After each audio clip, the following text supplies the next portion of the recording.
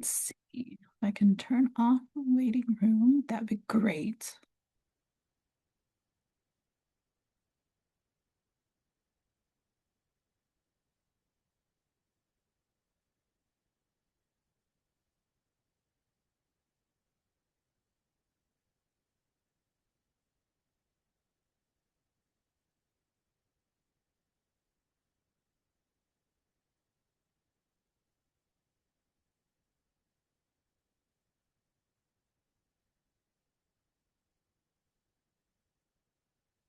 So every time they update Zoom, they move everything all around. Hmm. Are y'all seeing my slides okay? Yes. Thank you. The people joining has trickled down, so I'm going to go ahead and get started. I said that and somebody else showed up, and I'll just monitor the waiting room. Um, Let me give y'all the link to these slides.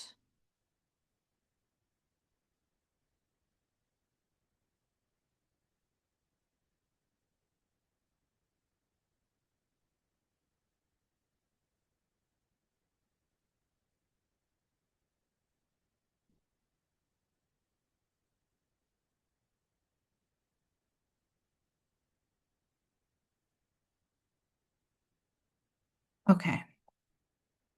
All right. Well, I hope that you are here to learn about accessibility and OER because that's what we're going to be talking about.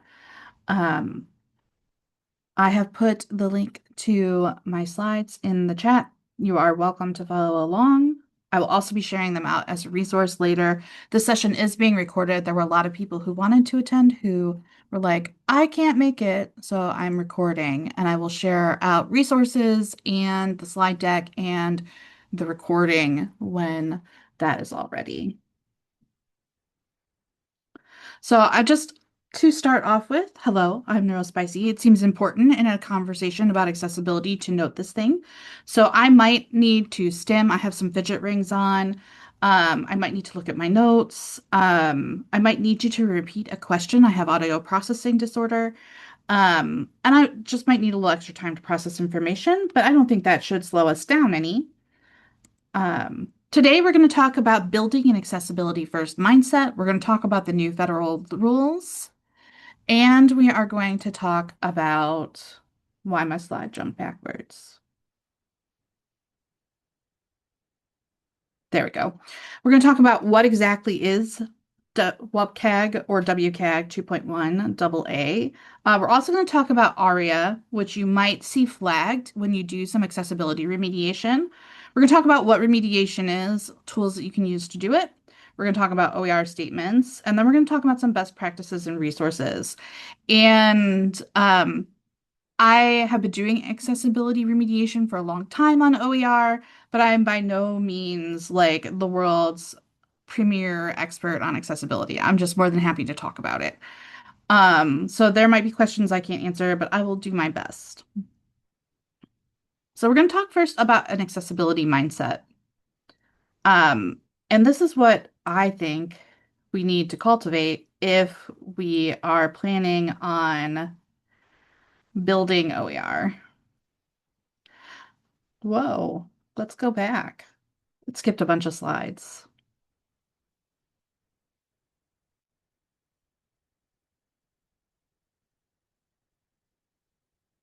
Gotta love technical difficulties when you're trying to record a presentation.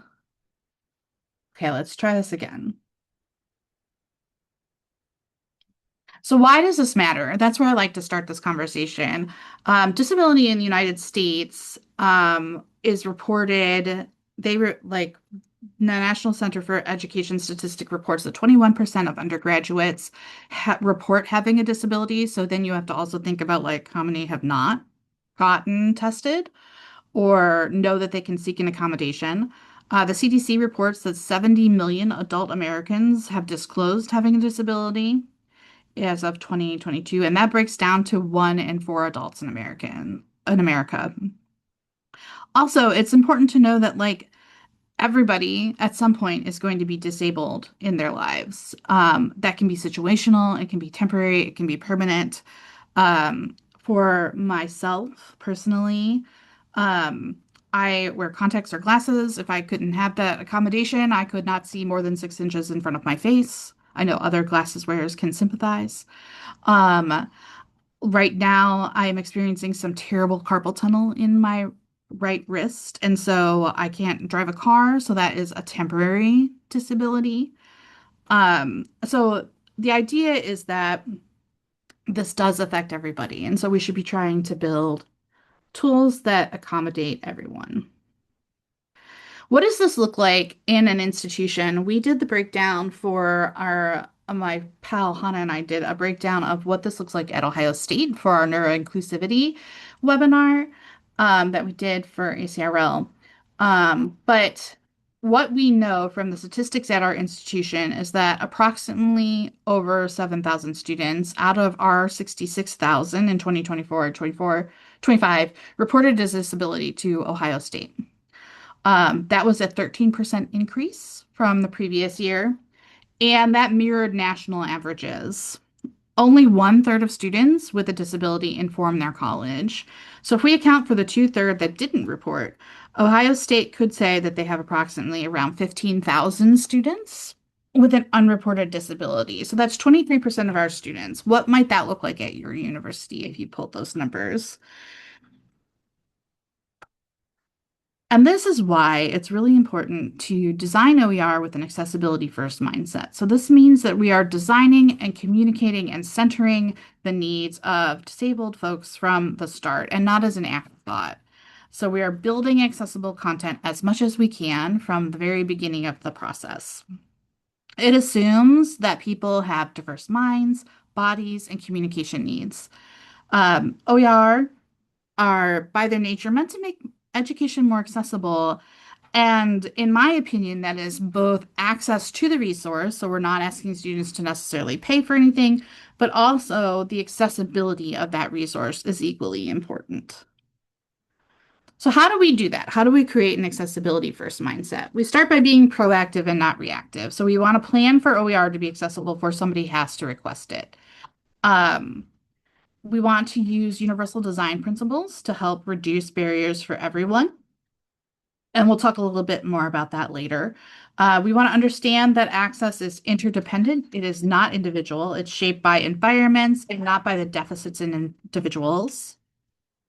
We want to be flexible and iterative. So we need to be willing to adapt and learn continuously. So accessibility is ongoing work, and it's not a checklist that like we're ever going to be done with. We're going to continue coming back to our OER and be like, hey, how can we continue to make this better as we go forward, as technology develops, as we learn more about how people learn, how can we improve the materials that we're creating?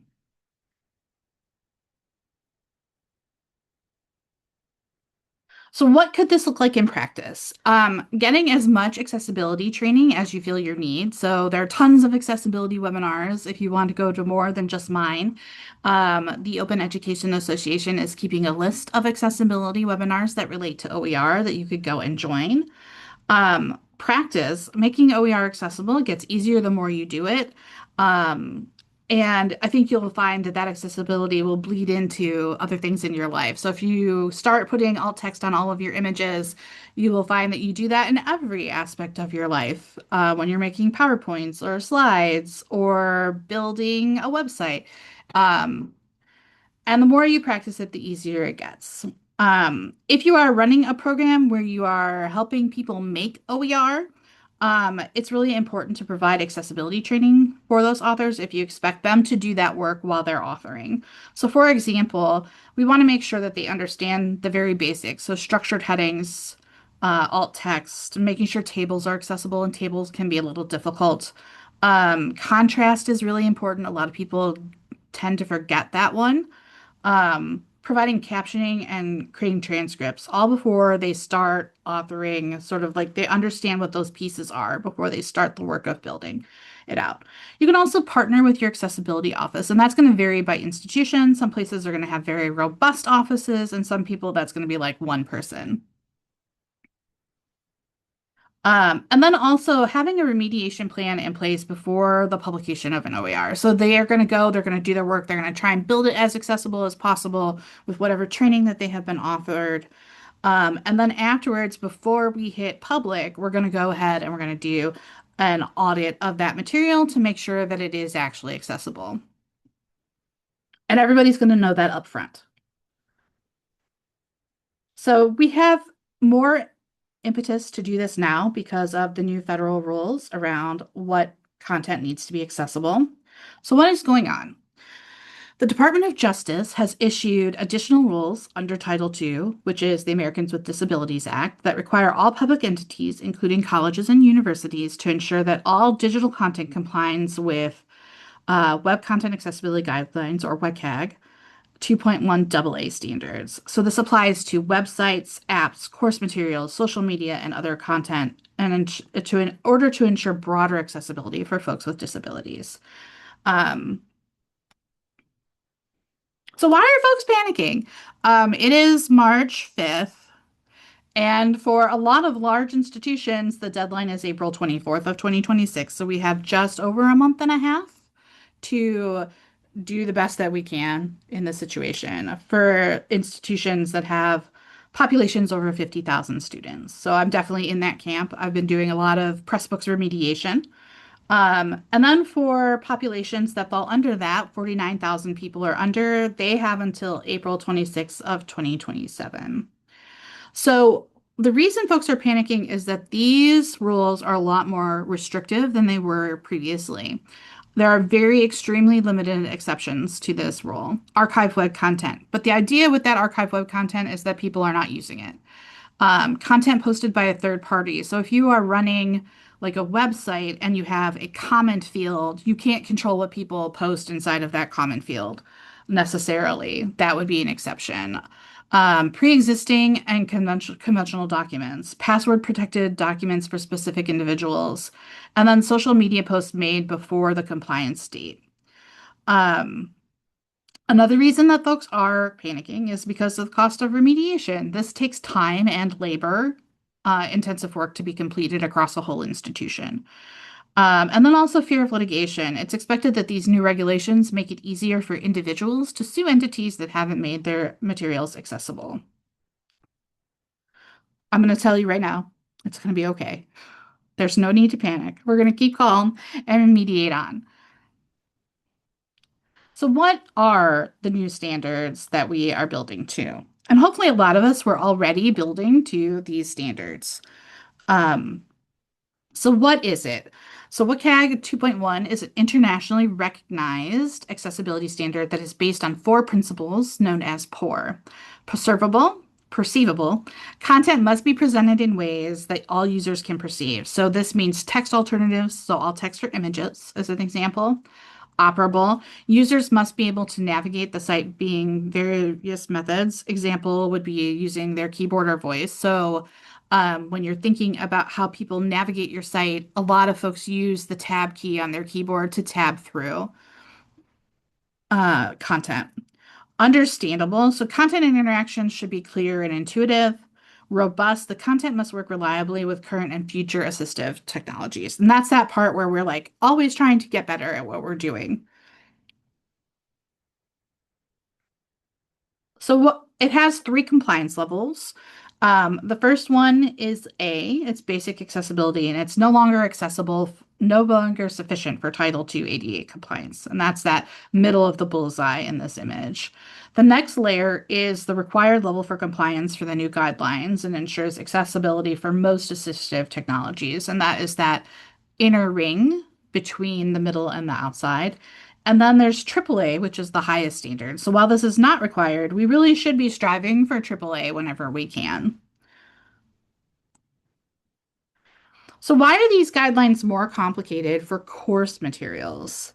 As you can see in the image here, websites, documents, images, podcasts, videos, PowerPoints, and PDFs. So those are in a list. At the top of that list, those are easier to remediate. So websites, really easy to remediate. And then as you go down those arrows, those objects get harder to remediate. And I would even say that like if you wanted to add after PowerPoints, you could add like Google Slides after that one because it's even harder to do than PowerPoint. Um, I think that institutions are also really wrestling with the volume of content that needs remediated. So if you think about just the amount of course content that happens at a university. But then if you add to that, like professional training materials that happen at a university, library materials that are being acquired by a university that people can access. The next big question is like, who is responsible for doing remediation? And that can vary based on institution. And it could be you, it could be the author, it could be some accessibility coordinator. It really depends on how your institution has decided to interpret who is responsible for remediation. And then also accessibility training and guidance. There's a lot to learn. And what guidance your institution is providing, it could vary by institution to institution, as well as what accessibility training they're providing for you. It might be like this, where you need to go out and find it on your own. Um, So let's talk a little bit more about poor and what that means in practice. Um, I'm going to take a sip. So for perceivable, all users should be able to access your website's content. Perceivability ensures that everyone, even those using assistive technologies, and when we say assistive technologies, most often we are talking about folks who are using a screen reader, ideally.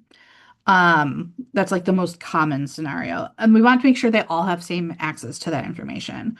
So under perceivable, you'll find things like text contrast. So ensuring that there's a minimum contrast ratio of 4.5.1 for normal text. So less than 4 point and then 3.1 for large text, bold text that is 14 points or larger, non-bolded text that is 18 points or larger. It also depends on how you're delivering that information. So, are you in a room where you are presenting on a projector, and how does that change the ratio of your text on the screen? And then alt text, so adding meaningful descriptions to images and graphics, and also knowing where you don't need to do that. So it's really important that if you were just using images for decoration, that we make sure that they're labeled appropriately. Captions, so providing captions for all video and audio content, and those have different requirements for what that looks like. Headings is by far the easiest win and also one of the things that will help make content the most accessible. So making sure we're using proper heading structures for content clarity.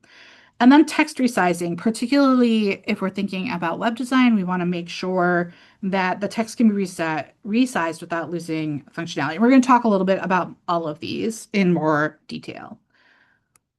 Next up is operable. So this means that people should be able to navigate the website or app easily, regardless of their ability. It has to work with various tools like keyboards. So we want to make sure that when we're building something, all of the navigation works via a keyboard. We want to avoid flashing elements to prevent triggering seizures. That's a little bit easier now that Flash has gone away. Um, Descriptive links is a really important one, so we want to make sure we use clear, meaningful text. Example, learn more about accessibility instead of click here. And we want to have multiple navigation options, so a search bar, a sitemap, or a menu option for folks to navigate to. Understandable. We want web content to be clear and easy to understand. That means presenting information in a way that is simple to grasp, especially for users with cognitive or learning disabilities. Consistent navigation is one way that is really easy to do that. We want to use the same menus and layouts across pages. Simple language, we want to avoid jargon and provide definitions for complex terms. We also, if we are going to use jargon, like say we're in a discipline that has a lot of jargon, like libraries, we want to make sure that we're describing what that means when we introduce it. And then error prevention. We want to allow users to review and correct forms before they submit it. So if you have a form on our website, we want to people be able to edit that as they're going through. So providing back navigation is really important in that case. Robust. We want to make sure that these features work seamlessly with assistive technologies and can adapt to future tools. Um, Again, really thinking about screen readers and voice assistive technology here. So we can test compatibility. There are a bunch of places where you can test how your content would read with a screen reader, and also making sure that it works across multiple browsers. So you want to like load up your OER in Chrome and in Opera and in Firefox to make sure that people are getting the same navigation experience in all of those browsers. So now let's dive into some examples. Um, so for 2.1 AA standards, we are looking for a text contrast ratio of 4.51 or better. And in this image, you can see what this looks like. This image displays four examples of different font colors against background colors. So the first one is a light gray background with a slightly darker gray text. The next one is like lime green with white text, still pretty hard to read. And then we have yellow with red text on it, which really hurts my eyes personally. We're getting closer to that contrast ratio though. And then contrast ratio of the last one is a white background with sort of navy blue text on it, and it does meet the guidelines, that last one. It is over that 4.5 ratio. And how do we figure this out? We can use contrast checkers. So there are some that are available that you can use online.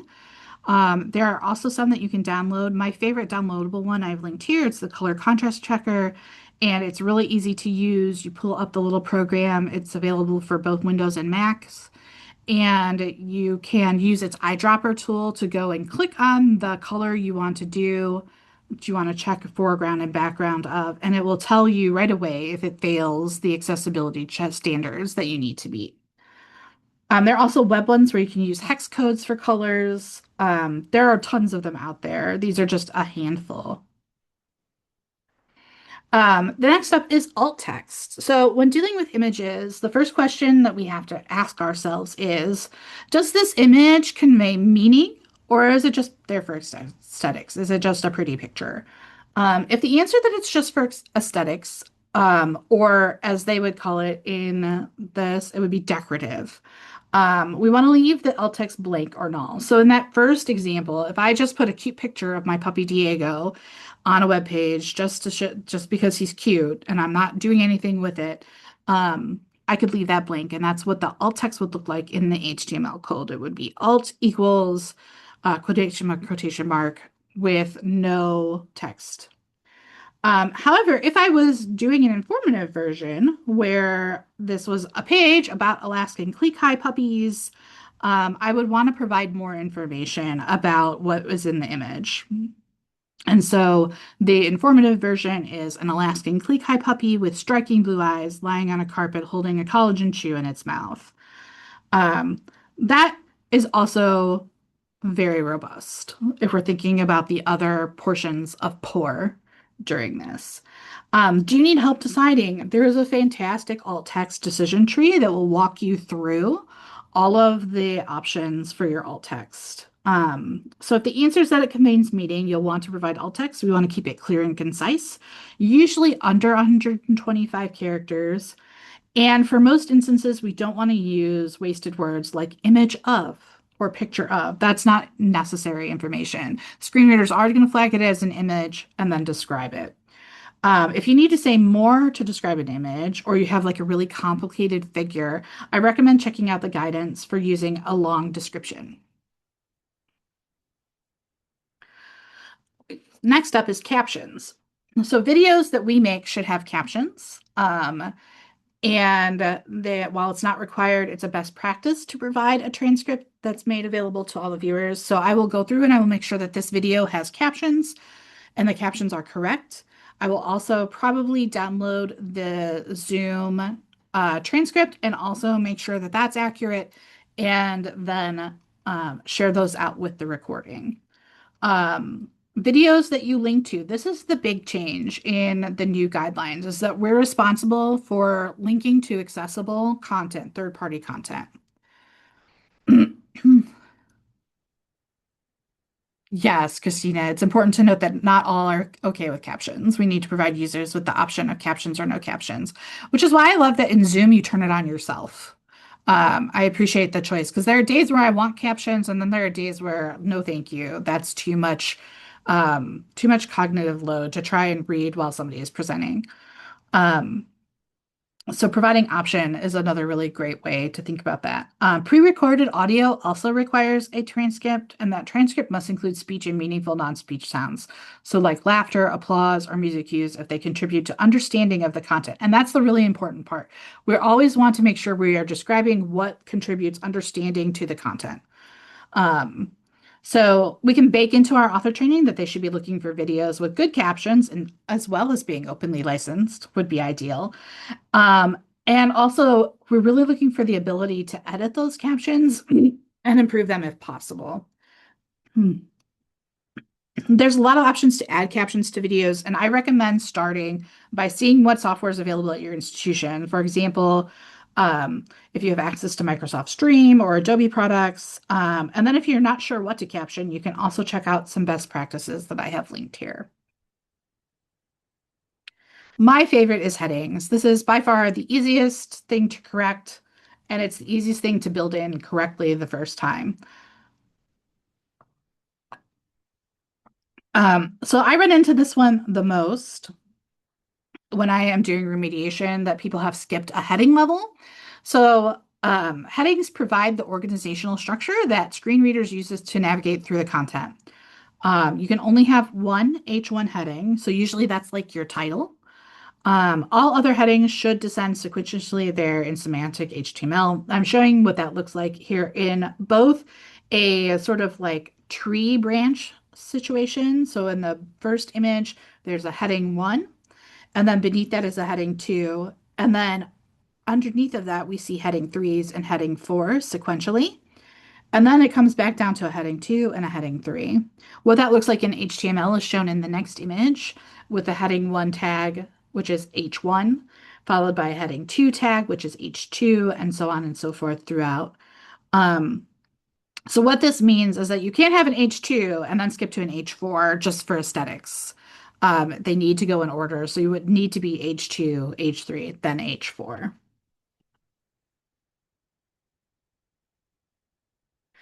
So this is an example of the remediation process that I do, and it has flagged a structured heading area error. And so we'll see here it says heading elements are not in a sequentially descending order.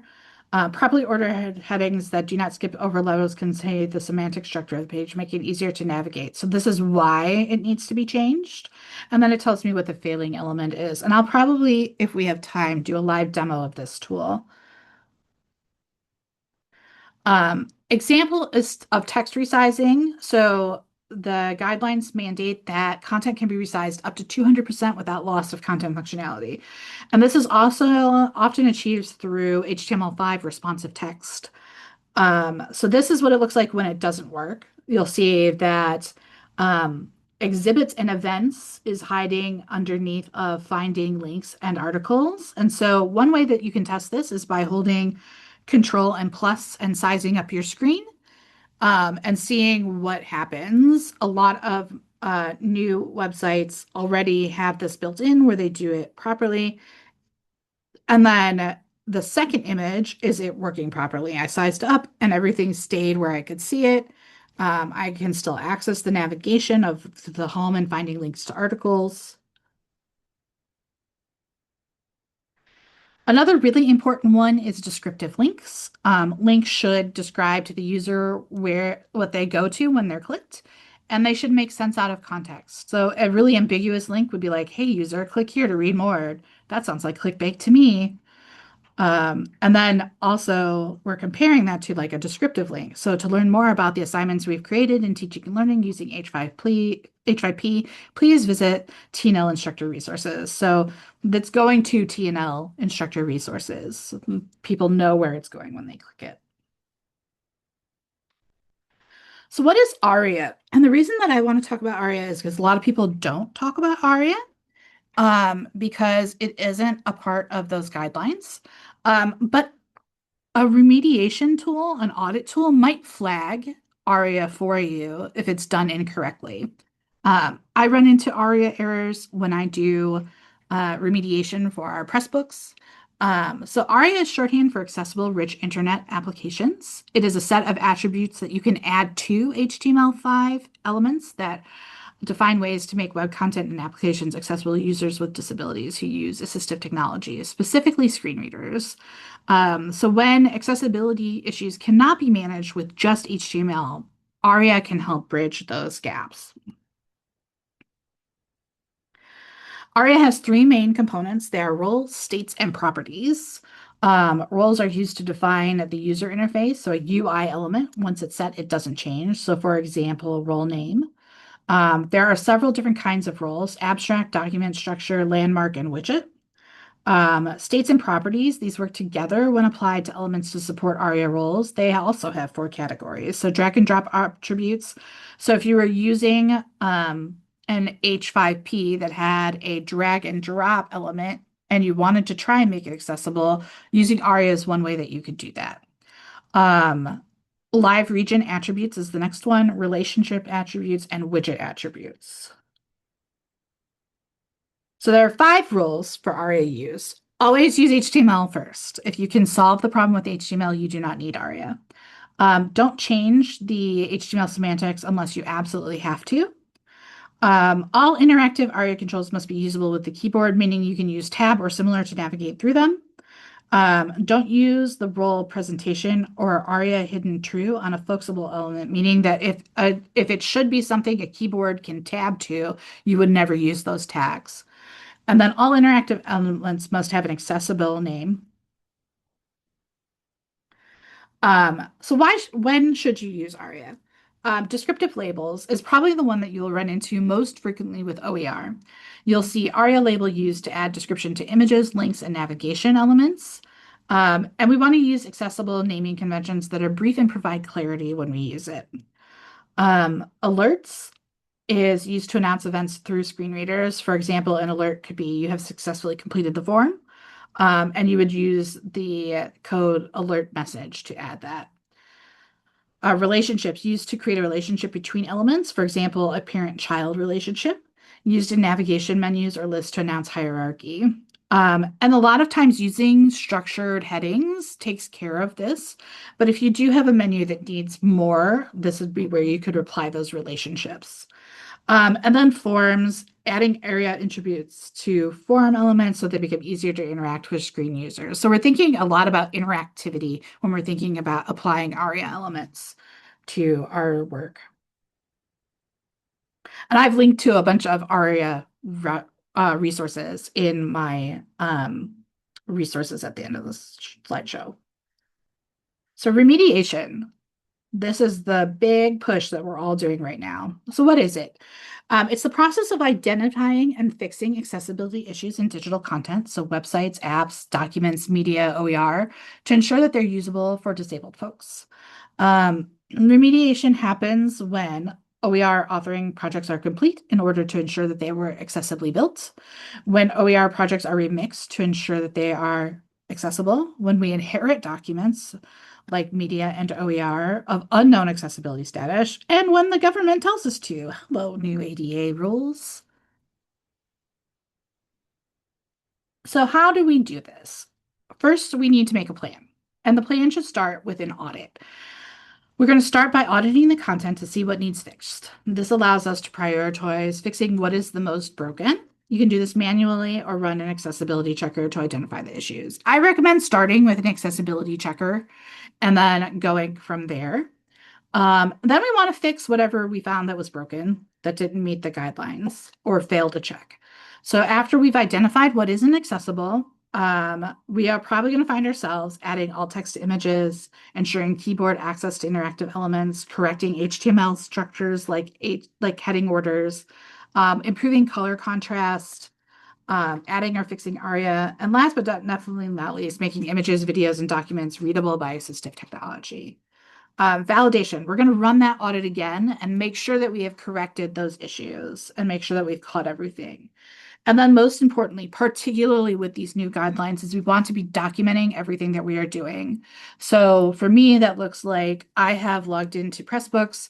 I have selected the book chapter that I want to audit for that day. And so I keep a running log. I will put the chapter name, the URL. I will run a report like I showed you in the screenshot previously, and which I think we'll have time to do.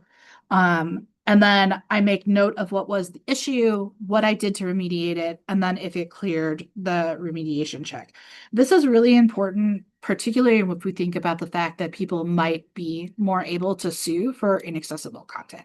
We want to make sure we're documenting that we are working to make things accessible. So here's my context. I inherited a ton of OER that was built before I got to Ohio State. In fact, almost all of it was made before I arrived. And then I also inherited, as part of my regular work, working on the OER choosing and using sources and my goal is to make sure that it's as accessible as possible. I love to use the expert accessibility checker with Pressbooks because it does a pretty good job and it creates excellent reports that I can send to authors or use to do remediation on my own. So the process is that we take the URL of the book we would like to audit and or a list of URLs and click Start Test. The checker runs and gives each page in the book a score and generates a report that tells you what needs fixed and how to fix it, including links to documentation. I'm going to show that. So I'm going to stop my share really quick so that I can navigate over to it. Let me reshare my screen.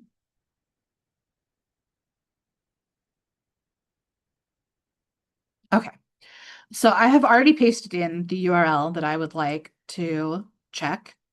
I'm going to go ahead and click Start Test. So what it's going to do is it's going to go through and it's going to crawl the pages that are under that URL.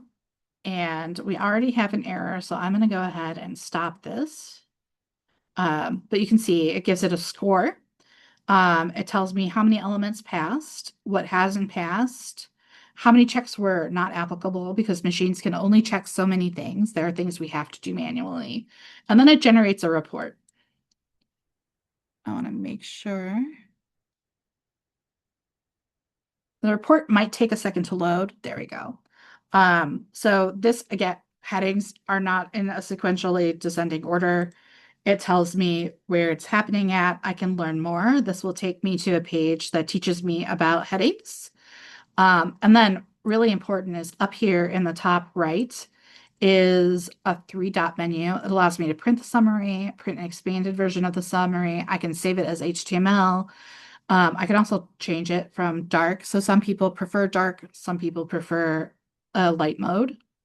And I can send this report to the author and say, hey, I really need you to fix the headings in this particular chapter. Really quick, let's see what the other one was. Since we got 2 of them. Again, headings are not in a sequentially descending order. And so again, it tells me where it's happening at. It seems like when they made this book originally, they were using a lot of H4s as a design choice rather than a structured heading. So that is the first step of sort of my remediation. Depending on how I am involved in that book's life, I might send the example to the author to fix, or I might do that remediation myself. I have a set amount of books that are in my wheelhouse for remediation that I take care of. All right, let me reshare my slides. So now we're going to talk about accessibility statements. So what is an accessibility statement? An accessibility statement is a resource or point of reference for people who have questions about the accessibility of your resource. So you're telling the end user, we've already done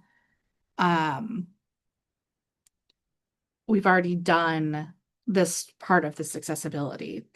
Authors may choose to include an accessibility statement in their OER. This could appear in the front or back matter of the book, but should be clearly labeled that it's an accessibility statement. So you don't want to hide it inside of like a version changes page. You would want to be like very upfront and clear. I'm going to show you what it looks like. Um, it's very popular in Canadian OER, and I would love to see it really take off here in the States a lot more frequently than it does. So some very common features are clarity and communication. So we want to use clear, simple language for easy understanding. We want to ensure that the statement itself is accessible and easy to find. We want to list available accessibility features and how to use them, and give specific examples of how the resource supports different disabilities. Um, Technical accessibility and compatibility. So we can highlight compatibility with assistive technologies. So we tested this with screen readers and keyboard navigation and it passed. We want to explain personalization options. So if they can make the font size bigger or smaller in their browser settings, reference relevant accessibility standards or policies that we followed. So you would say we were doing this for WCAG 2.1 AA. And then we want to be really transparent about the limitations and share our plans for improvement. We'll keep the statement updated as features and standards evolve, provide accessible contact for information or feedback for issuing and reporting, and actively invite and value user feedback and to help guide our accessibility efforts. So here's an example of an accessibility statement. This is from BC Campus, which is in Canada. And they say that open education must be available to everyone. That means supporting the creation of free and accessible educational resources. So they have a section called accessibility of this textbook where they go through what they have built it. So this one was built for Web Content Accessibility Guidelines 2.0 level AA. It follows all of the guidelines, and they have created an appendix, which is their checklist for accessibility from the accessibility toolkit. And then they tell you what it has. So it has easy navigation, accessible videos, accessible images, accessible links. And also they say if there are other file formats available. So this is updated often, so they don't provide additional formats, but you can always request one. There are no currently known accessibility areas for improvement, and they have listed the accessibility standards again in its own category. I've linked to that here if you'd like to go check it out. And then here's another one. This is from Using Textbooks, a Student Guide. So it has an accessibility features. It lists the features of the web version of the resource. So it's been optimized for people who use screen reader technology. All the content can be navigated using a keyboard. Links, headings, and tables are formatted to work with screen readers. So clearly they have tested this book with a screen reader as they went through. All of their images are fully described in the text, have alt text or an image description. Information is not conveyed by color alone. This is a big one. And then it has the Pressbooks listed ability to change font size. They have other file formats, so they do offer a PDF. And then they have a list of known accessibility issues and features areas for improvement. So they've tried to improve upon existing features from original sources and improve all these materials. And then they have a list of what they are working on. So the PDF version, print and digital, it's auto-generated by Pressbooks and may not meet all accessibility guidelines. I probably will not meet all accessibility guidelines. Their timeline to fix it is as soon as possible. They recommend that you use the workaround of using the web version of the text and some features that have been added to Adobe Acrobat Pro to improve the overall file. They have embedded YouTube videos. Those videos may be auto-captioned by their creators. Videos will not normally have descriptive captions. As alternatives are available, they've made effort to select videos with accurate captions. Alternatives will be added when possible. And if you're doing a good job of due diligence as you're remediating content, you'll have this list already of what you've changed for your book, and it's really easy to include it in the OER itself. So best practices and resources. If it clicks through. Technical accessibility is just a starting point. It goes a long way to making content the WCAG standard goes a long way to making content technically accessible, but it still might be difficult for learners to engage with, particularly if they're neurodiverse. So, in addition to technical accessibility, we should also be incorporating universal design for learning and instructional design techniques while we're creating OER. So, are we writing chapters that have learning objectives, and are we meeting those learning objectives?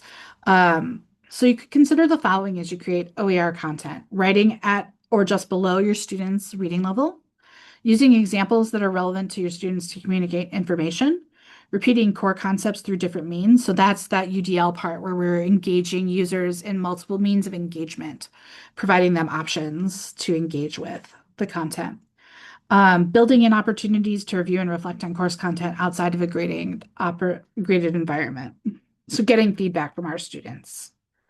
Some other best practices. So when starting with OER creation, we want to make sure we're putting accessibility first so that we have less remediation to do on the back end when the portion creation is finished.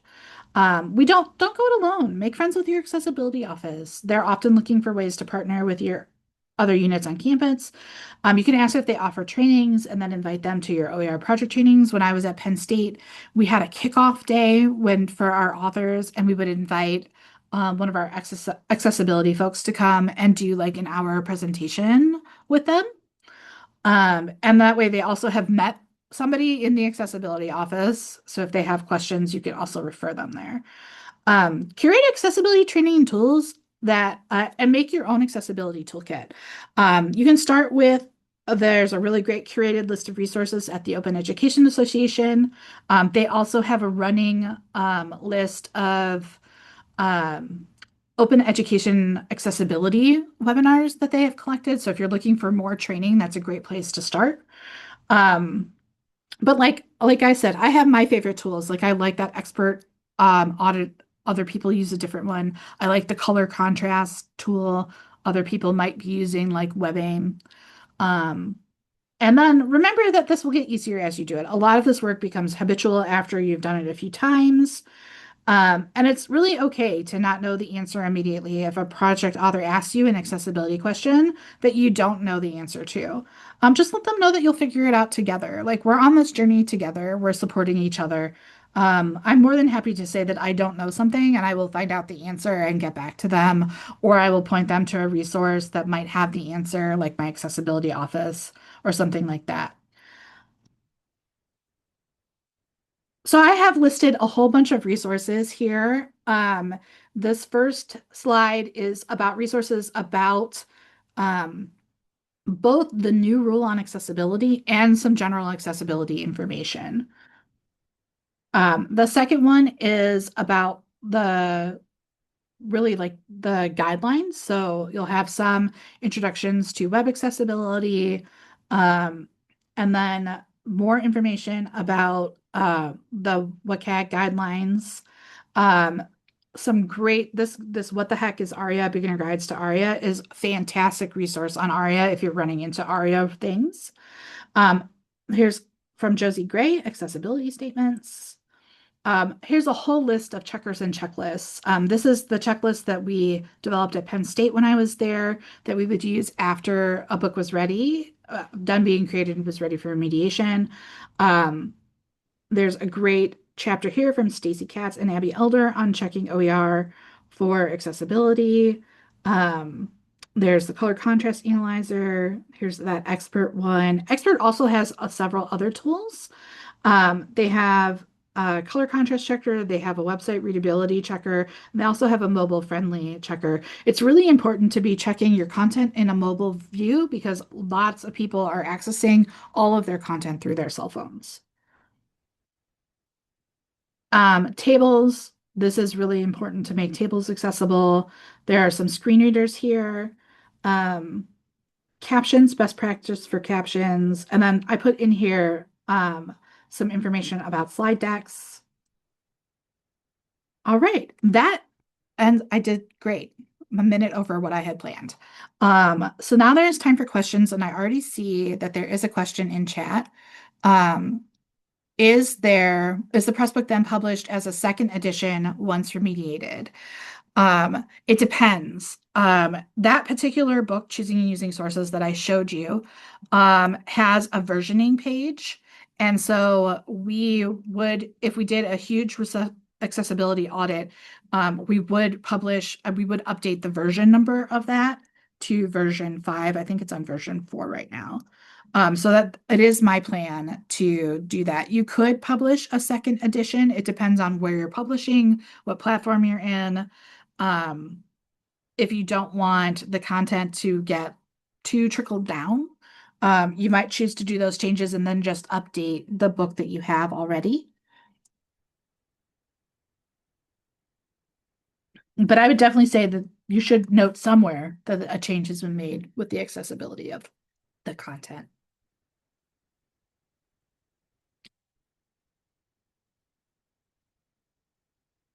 Are there any other questions? I know that was a lot of content.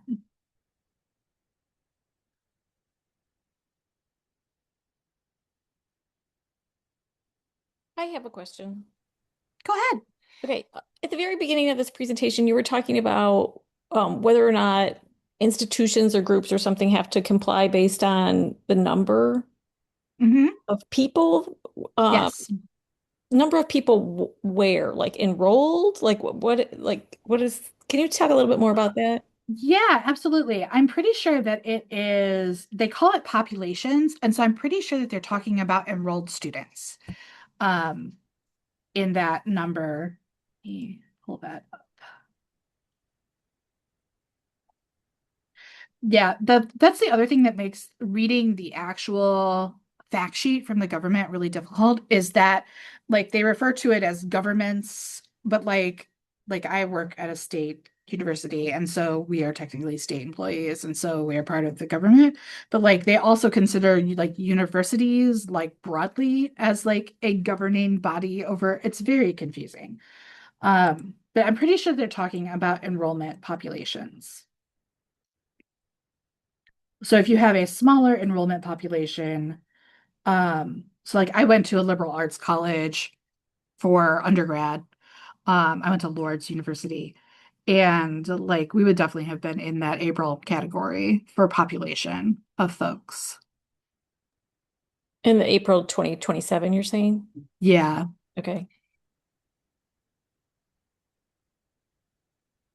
Now that might not be what your institution has decided, but I don't know why anyone would turn down an extra year of remediation if they had it. I would take an extra year right now. Yeah, I was trying to figure that out too. Like Did you say it like was I would take it. 49,000? 49,000 Yeah, and population. So under. as if CSU had less than 49,000 enrolled students, then we would Be in be that April required to have category. these changes made by April 2027. Yes. Okay.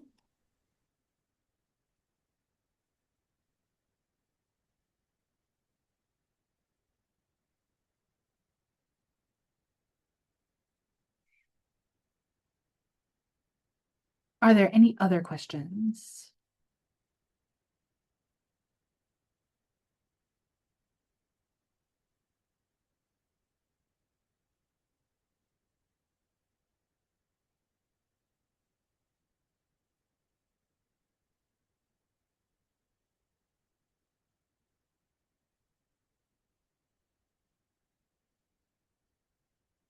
Well, thank you all for attending. I hope this was very helpful. I will be sharing the recording. There is a ton of resources out there. Um, and if there is something that you cannot find a resource for and you have run into an issue, please don't hesitate to reach out to me. Like I'm happy to help. I love accessibility and talking about it and that stuff. But there are a ton of resources. I'm happy to help you find like the right resource to help you get going. But like, yeah, build your own accessibility toolkit of the things that you end up liking. That's the best advice that I can give you. And I hope you have a great rest of Open Education Week.